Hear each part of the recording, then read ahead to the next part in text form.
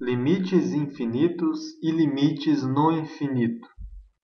Então, com essa aula, nós esperamos que você consiga diferenciar limites infinitos de limites no infinito, determinar limites laterais que convergem para mais ou menos infinito e empregar definições e conjecturas no cálculo de limites no infinito.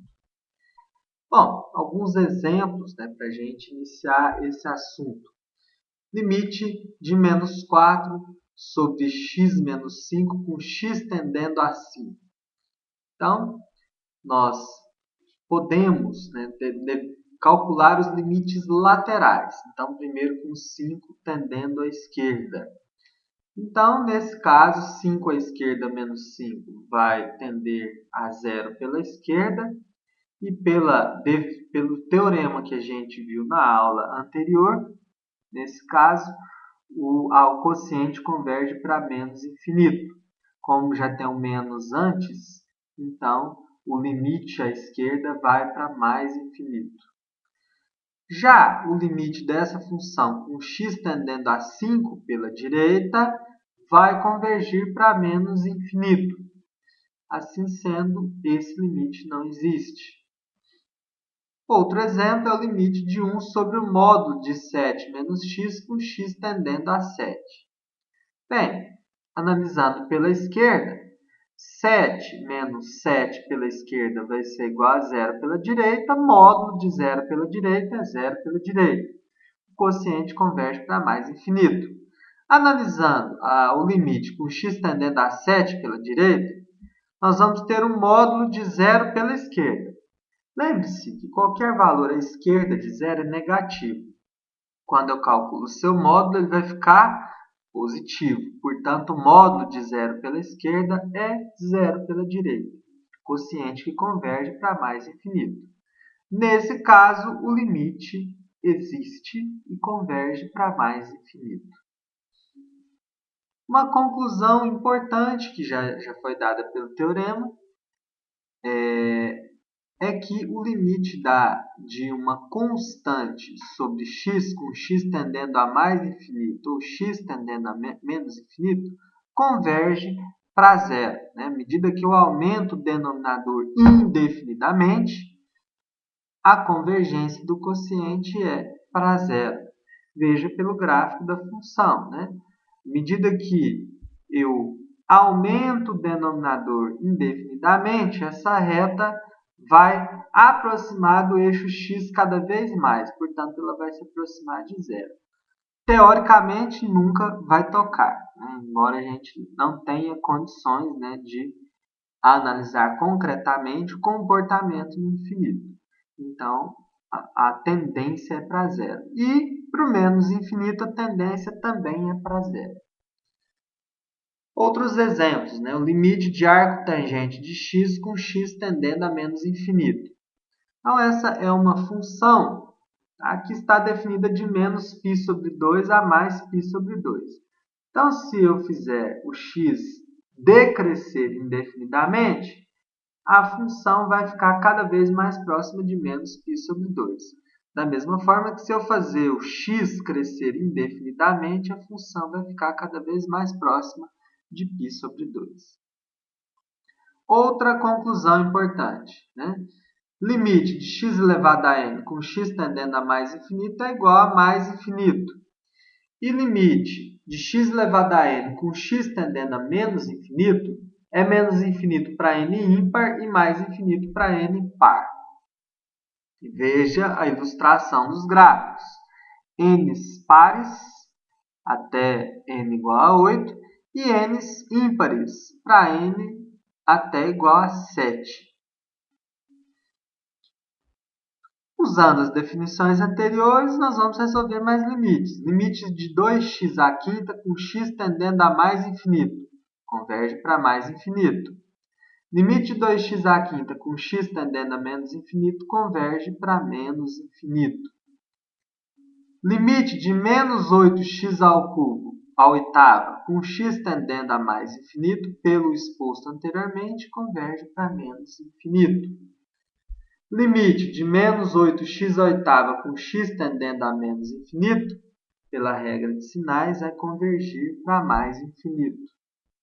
Agora, limite de 7x à quinta menos 4x à terceira mais 2x menos 9, com x tendendo a mais infinito. Se resolvermos, nós vamos chegar em mais infinito, menos infinito, mais infinito, menos 9. Menos infinito mais infinito, ou vice-versa, é uma indeterminação. Não é possível realizar a soma com infinitos. Nós não temos a dimensão, a mensuração de infinito. Dessa maneira, nós resolvemos esse limite de duas maneiras. Há duas possibilidades. A primeira delas é, utilizando essa conclusão, que nada mais, nada menos, separa os termos do polinômio, aumenta valores de x e nos faz concluir que, à medida que os valores de x aumentam, o que predomina sobre o y é o termo de maior grau. Logo, para um polinômio, o cálculo do limite sempre vai ser dado pelo termo que tem o maior grau. Isso tanto com x tendendo a menos infinito, quanto para x tendendo a mais infinito. Portanto, o limite da função acima vai ser igual a limite de 7x à quinta, com x tendendo a mais infinito, que é igual a mais infinito. Outro exemplo, limite aqui de um quociente. Nós podemos separar os limites, usar o termo de maior grau, e assim nós vamos ter infinito sobre infinito, que é o quê? É uma indeterminação. As duas maneiras de resolver são as seguintes. Deixamos apenas os termos de maior grau, pois são eles que predominam sobre o valor do limite. Simplificamos e chegamos ao resultado meio. A outra possibilidade é utilizar o termo de maior grau no denominador para colocá-lo em evidência, tanto no numerador quanto no denominador, que aqui no caso nos faz chegar à mesma expressão e ao mesmo resultado. É importante que o estudante saiba o conceito de colocar em evidência.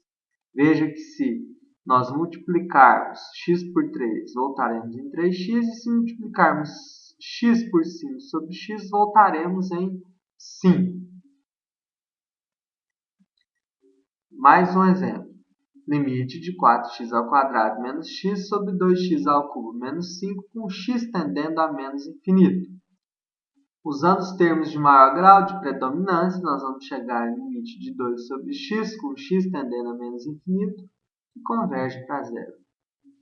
Ou nós podemos resolver assim também, colocando o termo x ao cubo em evidência, mas de qualquer forma nós chegaremos ao mesmo resultado.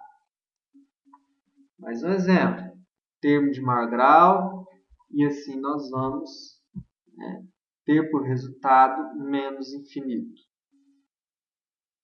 Limite de uma raiz cúbica, a raiz cúbica do limite, que resolvido é igual a meio, então, portanto, o resultado do limite é a raiz cúbica de meio.